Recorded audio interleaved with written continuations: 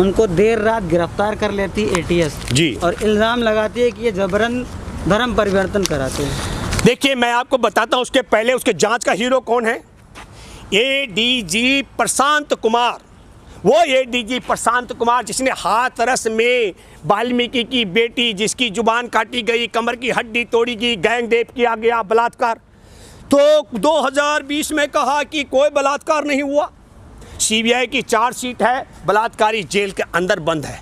वो एडीजे जिसने कावड़ियों पर पुष्प वर्षा की थी 2018 में, तुम उसका जिक्र कर रहे हो। वो कह रहे हैं कि मौलाना की आमदनी पिछले 2 दशक में दुगनी कैसे हो गई।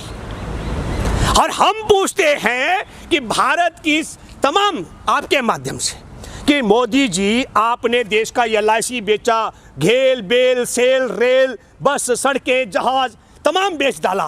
पैसा कहाँ गया मोदी? सरकार के पास पैसा नहीं है, बैंकों में बैंक में बेच दिए, बैंकों के पास पैसा नहीं है, देश की जनता के पास पैसा नहीं, किसान के पास पैसा नहीं, मजदूर के पास पैसा नहीं, पैसा कहाँ चला गया? अरे भाई, अगर मौलाना कलीम सिद्दीकी जी की आप संपत्ति दुगनी हुई है तो ये गिरफ्तारी का मामला नहीं, आयकर विभाग का मामला है। लेकिन आपका जो सवाल है, मैं कहना चाहता हूँ कि हमारे देश में सुशांत राजपूत की आत्महत्या के बाद 100 ग्राम चरस पकड़े जाने पर 20,000 हिस्टोरियाँ लगी हैं, 20,000 हिस्टोरियाँ हमारे देश के अंदर। और आपको पता है तमाम एजेंसियाँ, CID, CBI, नारकोटिक्स विभाग से लेकर तमाम सड़कों पर थे, रोज चर्चाएं होती थी। और 3000 किलो हीरोइन पकड़ी गई, और हीरो और चर्चा नहीं हो रही है। इसलिए है मौलाना कलीम सिद्दीकी को गिरफ्तार करके, जैसे मैंने कहा कि यहाँ से बांग्लादेश छोड़ करके कहाँ जाने का, अमेरिका जाने का है। हमारे देश में अखाड़ा परिषद के महंत नरेंद्र गिरी का फांसी लगाने का है। उसी तरीके का क्रोनोलॉजी में मौलाना कलीम सिद्दीकी को फंसाने का षड्यंत्र है।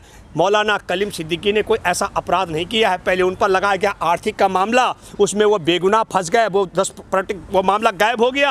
अब वो कह रहे हैं धर्म परिवर्तन कर रहे थे। अरे भाई, अगर कोई मेरी प्रेरणा सुनकर, मेरे प्रवचन सुन करके संघ परिवार समलैंगिकों गिरोह के खिलाफ और देश की जनता और किसान के पक्ष में लड़ने के लिए खड़ा हो जाए तो मैं सुकून महसूस करूँगा। अगर मौलाना कलीम सिद्दीकी के प्रवचनों से कोई व्यक्ति प्रभावित होकर इस्लाम को ग्रहण करता है तो इसमें कौन सा बड़ा अपराध है भाई? प्रवचन तो हर कोई देता है।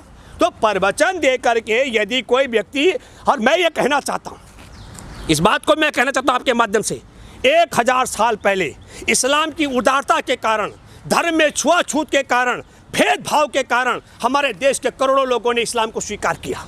और 1000 वर्ष बाद ये नारंगी, जो मैं कहता हूँ संघी गिरोह, इनकी औलादें पैदा हुई और वो कहती हैं कि मुसलमानों से नफरत करो। 1000 साल पहले जिन्होंने इस्लाम अपनाया हुआ है, उनके वंशजों को तुम सजा दोगे। मैं मेरे प्यारे देशवासियों आपसे एक अपील करता हूँ, आपसे गुजारिश करता हूँ, जो तुम्हारी माँ के कोख से पैदा होता है, किसी भी माँ के कोख से पैदा होने वाला एप्लीकेशन लगा करके पैदा नहीं हुआ। नरेंद्र मोदी ने प्रार्थना पत्र नहीं लगाया था धरती पे कि किस माँ की कोख से पैदा होगा, और किस माँ की कोख से पैदा होगा मोहन भागवत, और किस माँ की कोख से तुम पैदा होगा, किस माँ की कोख से हम पैदा होंगे, इसकी कोई एप्लीकेशन नहीं लगती है। लेकिन तुम्हारी माँ की कोख से कोई पैदा हो गया तो उससे तुम प्रेम करो, और दूसरे की माँ की कोख से पैदा हुआ उसे नफरत करो। ये नहीं होना चाहिए। आप में से जो ब्राह्मण की कोख से पैदा हुआ, जो पुनर्जन्म मानते हैं, उनके लिए मैं कह रहा हूँ, हो सकता अगली बार तुम किसी मुस्लिम माँ की कोख से पैदा हो सकते हो, कि दलित माँ की कोख से पैदा हो सकते हो, किसी पशु की माँ की कोख से पैदा हो सकते हो। इसलिए मैं ये कहना चाहता हूँ, ये एप्लीकेशन का मामला नहीं है, सबका अपने रीति रिवाज हैं। किसी दूसरे की माँ की कोख से जन्म लेने वाले से नफरत मत करो। और अपने ही सिर्फ ये पशु प्रवृत्ति है कि मैं अपने ही तक ही सीमित रहूं। इसलिए मैं आपके माध्यम से कहना चाहता हूं कि ये चुनाव का रंग ढंग है, ये बहुत कुछ रास्ते अख्तियार करेंगे। उत्तर प्रदेश के मतदाताओं से मैं अपील करता हूं कि इस चिमटा वाले चिलमी बाबा को सत्ता से बेदखल करो और सच में औलाद वाले को लेकर के सत्ता में बिठाओ। धन्यवाद। जय हिंद, जय जवान, जय किसान। Thank you.